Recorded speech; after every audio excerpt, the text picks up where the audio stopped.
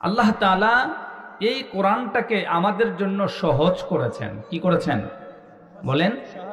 সহজ, একেবারে সহজ করে আমাদের মাঝে আল্লাহ তাআলা কোরআনটাকে দিয়েছেন।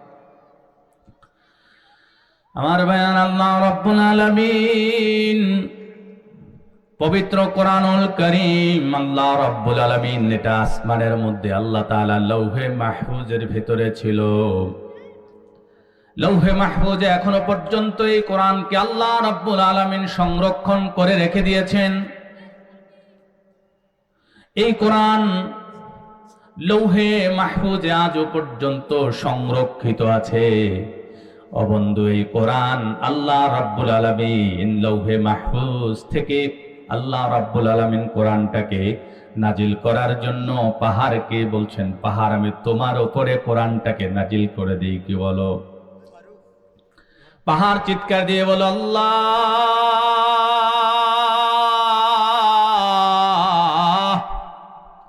তোমার কোরআনের এত ওজন, এত দামি কোরআন, এত ভারী কোরআন মালিক, আমার মতো পাহাড় আমার তো নেওয়ার ক্ষমতা নাই। আল্লাহ তুমি আমার উপরে কোরআনটাকে নাজিল করো না গো আল্লাহ। আল্লাহ রাব্বুল আলামিন এবার বললেন, মানুষ খুলিকাল ইনসানু মিম্মান দাঈফা। আল্লাহ রাব্বুল আলামিন মানুষকে দুর্বল করে বানিয়েছেন, কিন্তু আল্লাহ রাব্বুল আলামিন মানুষকে দুর্বল দুর্বল বানানোর পরেও আল্লাহ রাব্বুল আলামিন যখন মানুষের উপরে কোরআনটা নাজিল করতে চাইলেন, আল্লাহ রাব্বুল আলামিনের গোলাম আমরা যারা আছি, আমাদের নবী মুহাম্মদুর রাসূলুল্লাহ নিষেধ করে নাই। বলেন আল্লাহু আকবার। আপনার আমার নবী কলিজার টুকরা নবী একবারের জন্য নিষেধ করেন নাই। আমার ভাইয়ারা, আল্লাহ রাব্বুল আলামিন কোরআনকে কোন ভাষায় নাজিল করেছেন বলেন? কোন ভাষায়? আরবি ভাষায় নাজিল করেছেন। আল্লাহ রাব্বুল আলামিন কোরআনকে আরবিতে নাজিল করেছেন। ইন্না আনসালনাহু কুরআনান আরাবিয়্যান লাআল্লাকুম তাকিলুন।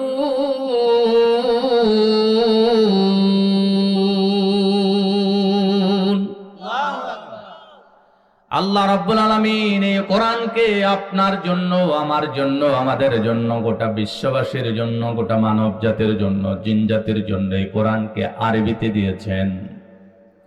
আপনি আমি হয়তো চিৎকার মেরে বলি কোরআনটা মনে হয় কঠিন।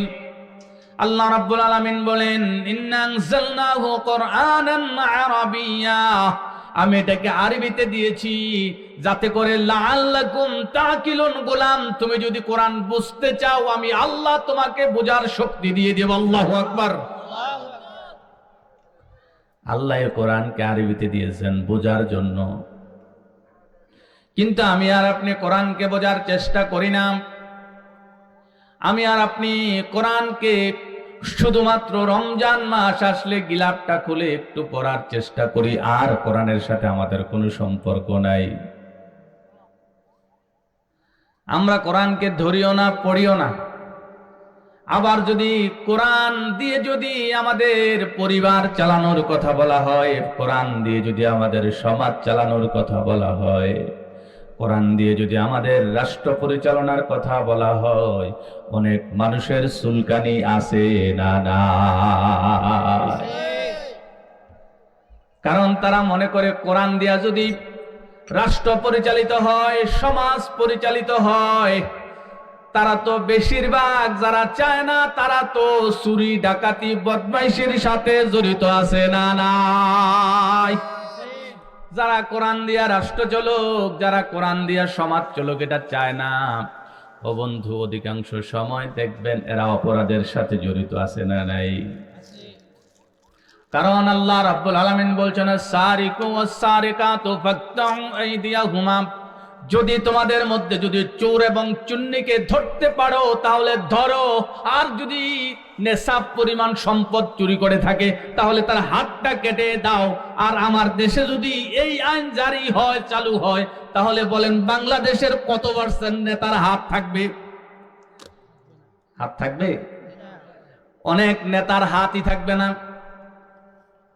কারণ বেশিরভাগ নেতাই চুরির লগে সম্পর্ক আছে না নাই? অনেক নেতা চুরির লগে সম্পর্ক, এই জন্য তারা কোরআনের আইন চায় না। কোরআন দিয়া দেশ চলুক তারা চায় না, কোরআনের সমাজ প্রতিষ্ঠিত হোক তারা চায় না। আল্লাহর হাবিব সাল্লাল্লাহু আলাইহি ওয়াসাল্লাম কোরআনের সমাজ প্রতিষ্ঠিত করলেন।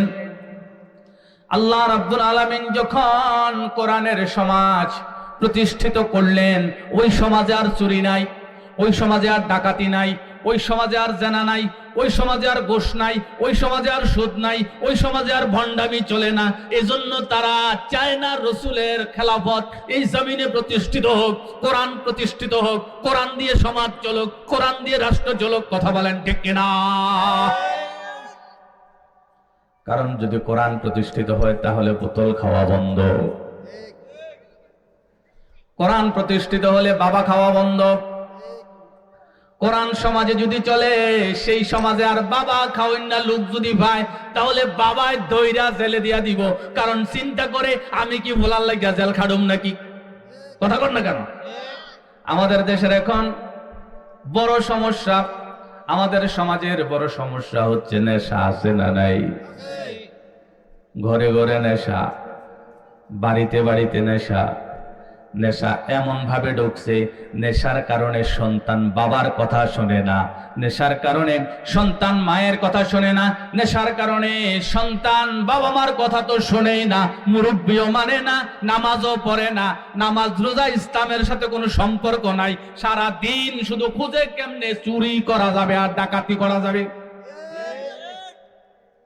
এজন্য আমার ভাইয়েরা, সমাজ থেকে যদি আপনি অন্যায়কে বাদ দিতে হয়, সমাজ থেকে যদি আপনি ঝামেলা মুক্ত করতে হয়, আপনি যদি দেশ থেকে যদি ঝামেলা মুক্ত করতে চান, তাহলে অবশ্যই অবশ্যই আপনি ইসলাম প্রতিষ্ঠা করাতে হবে এবং আপনি কোরআন দিয়ে সমাজ চালাতে হবে, রাষ্ট্র চালাতে হবে।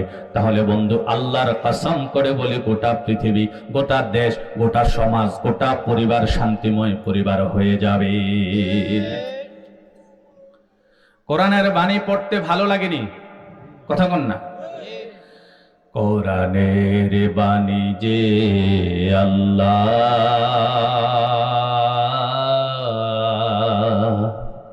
আমাকে করেছে ব্যাকুল। কোরআনের বাণী যে আল্লাহ আমাকে করেছে ব্যাকুল। তাই তো এ মন ছুটে চলে সবুজ প্রাণের অধীর। কোরআনের বাণী যে আল্লাহ আমাকে করেছে ব্যাকুল। কথা বলেন ঠিক কিনা? এজন্য আমার ভাইরা, আমরা কোরআন ভালোবাসি, আমরা কোরআন নিয়েই চলি, কোরআন দিয়েই চলবো। কে আমাকে ভালো বলে আর কে মন্দ বলে দেখার টাইম নাই। কথা বলেন ঠিক কিনা?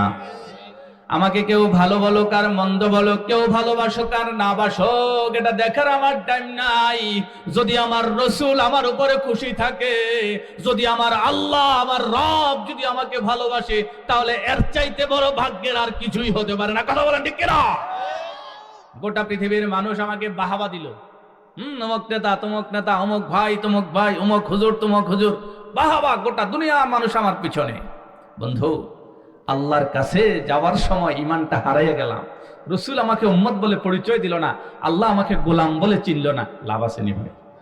কথা বলেন না, লাভ আছে? অবন্ধু, কেউ আমাকে চিনলই না, বাহাবাও দিল না, ফুলের গোলাপও দিল না, গোলাপের ফুলও দিল না, শুভেচ্ছাও দিল না, মিছিলও দিল না, মিটিংও দিল না।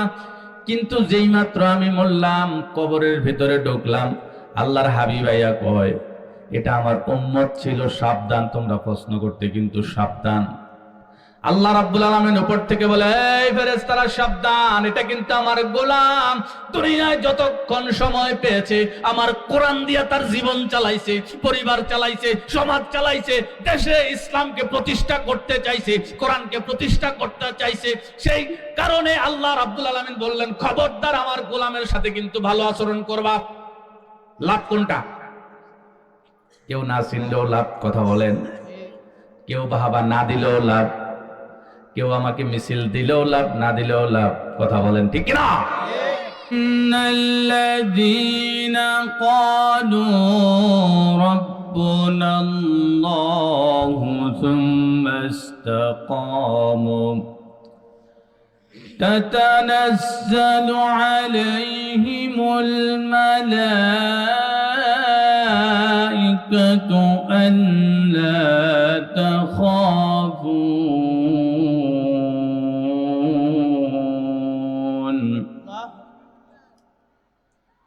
ألا تخافون ولا تحزنوا وأبشروا بالجنة التي كنتم توعدون.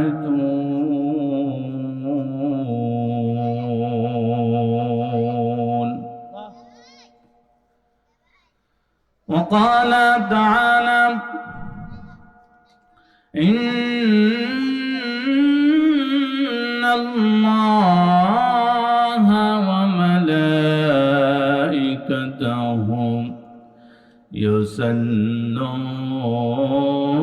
يصلون على النبي يا أيها الذين آمنوا صلوا عليه وسلموا تسليما اللهم صل على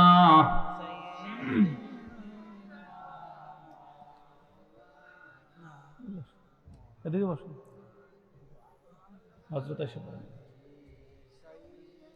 একবার খালি রাখা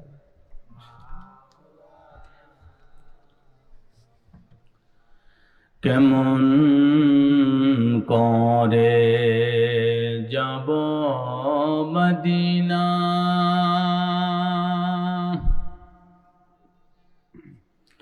সাধ্য কি হবে না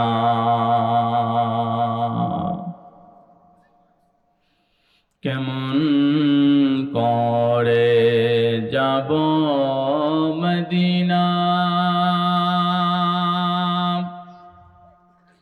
সাধ্য কি হবে না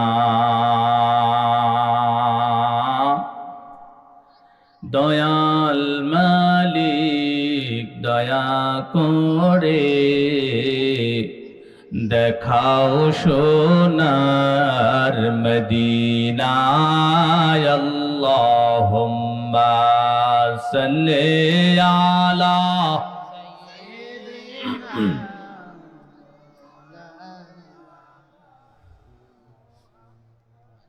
ওয়া আলা আলি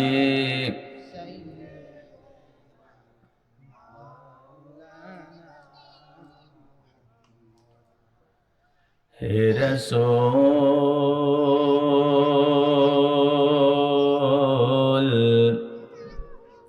তোমাকে ভুলি আমি কেমন করে হে রাসূল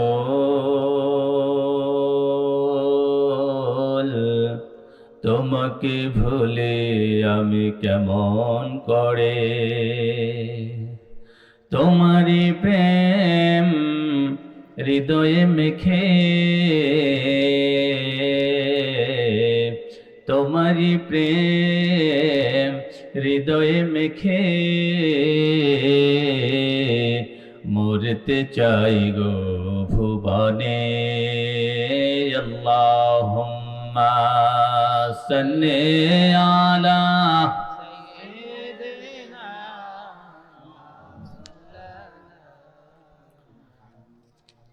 وعلى آله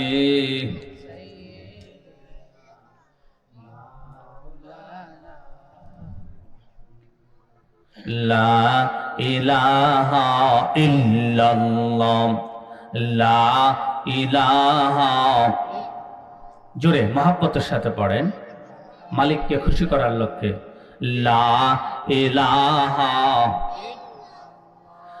লা ইলাহা ইল্লাল্লাহ লা লা ইলাহা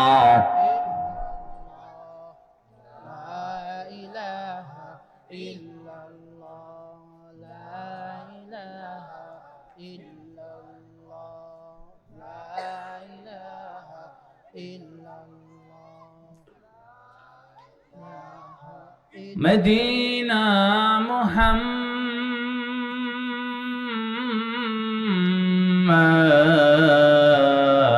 मुहम्मद मोमिनों की तमन्ना है रौजाए